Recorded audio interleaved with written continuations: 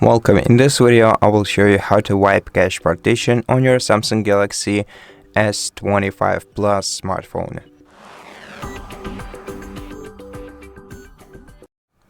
First, connect your smartphone to the PC using the USB cable. Once they are connected, turn off your smartphone by pressing power button and volume down key at the same time. Wait for the power menu to appear on the screen and select power off option. Enter the password if prompted. And once your device turns off, you're gonna have to start pressing the volume up key and the power button at the same time.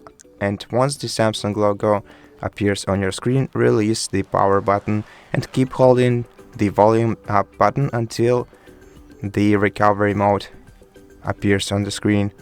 To navigate in recovery mode, use volume keys. So volume up to move up, volume down to move down. This way, navigate to wipe cache partition and then press power button.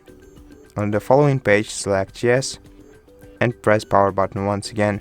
Then select Reboot System Now, which is the first option on the screen. And then just wait until your device is restarted. And so that's how you wipe your cache partition. Thank you for watching this video. If you liked it, please consider subscribing to our channel, leave us a like and a comment below, and I'll see you in the next one.